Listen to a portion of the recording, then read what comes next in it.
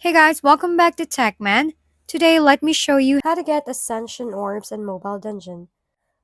Ascension Orbs are essential for ascending your heroes, and they can be obtained in multiple ways depending on your level and rarity needs. For lower level players, Adventure Mode is a reliable source. Completing stages on the world map can reward basic Ascension Orbs as you progress.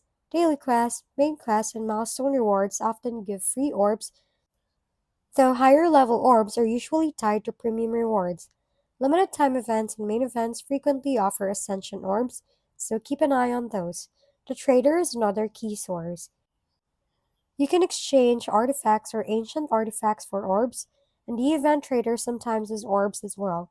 The black market and special packs allows you to buy orbs directly with currency or crystals, but these methods have limits to preventive use.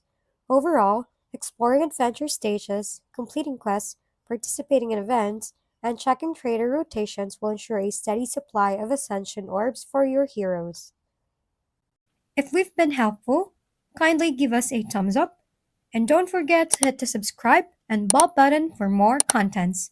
For any questions and suggestions, comment down below.